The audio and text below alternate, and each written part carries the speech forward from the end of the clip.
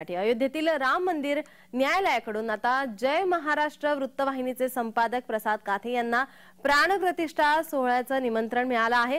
त्याबद्दल आमचे प्रतिनिधी कुणाल भोयटे यांनी संपादक प्रसाद काथे यांच्याशी बातचीत केली, पाहूया।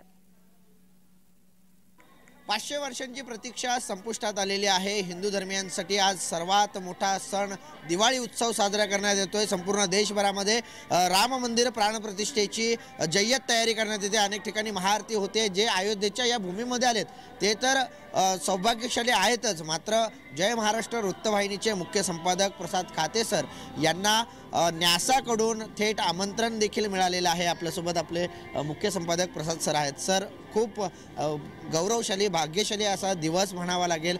जे अयोध्येच्या धर्तीवरती आलेत ते सुद्धा भाग्यशाली आहेत, मात्र आपण ज्या ठिकाणी प्रधानमंत्री पूजा करणार आहेत त्या ठिकाणी थेट जाणार आहात, काय नेमक्या भावना आहेत?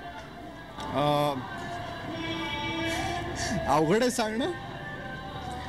सद्गदित होणं हा शब्द आजवर वाचला होता, लिहिला होता, अनुभवतोय, याच्या पलीकडे काही शब्द नाही आहेत। सर, कालपासून आपण अनेक जणांसोबत, कारण जय महाराष्ट्राची टीम गेली 2 दिवस या ठिकाणी वार्तांकन करण्याचं काम करते। अनेक कारसेवक भेटले, ज्या कारसेवकांच्या डोळ्यामध्ये अक्षरशः अश्रू आले होते।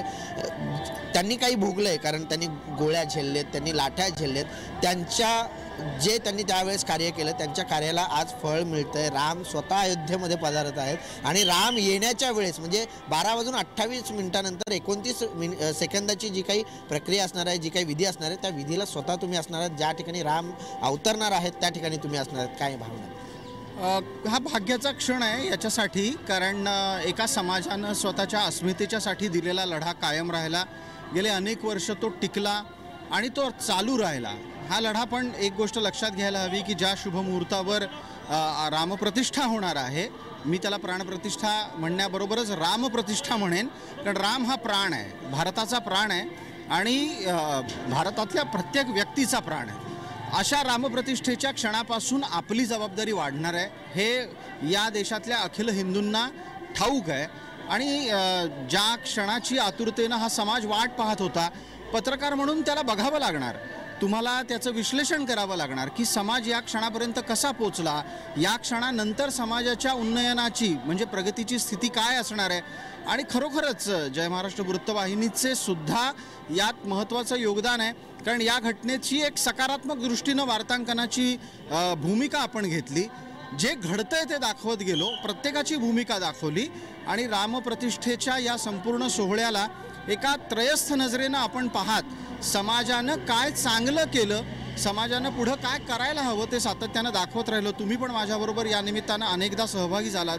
मला वाटतं की हा तुमच्यासाठी पण भाग्याचा क्षण आहे। कारण माझ्यासाठी तर भाग्याचा क्षण आहेच, कारण मी राम मंदिराच्या मुख्य प्रवेशद्वारावरून का असेना पण मी वार्तांकनाचं काम केलं। पण सर, एक शेवटचा प्रश्न आहे की ज्यावेळेस ही आमंत्रण पत्रिका जी न्यासाकडून तुम्हाला पाठवण्यात आली, ही आल्यानंतर पहिली भावना काय होती? कारण प्रत्येक भारतीयाचं प्रत्येकजण म्हणत होता राजकीयदृष्ट्या की मंदिर वही बनाएंगे, तारीख नाही बताएंगे, पण तारीख आल्यानंतर तुम्हाला ही पत्रिका आली, काय भावना होत्या नक्की?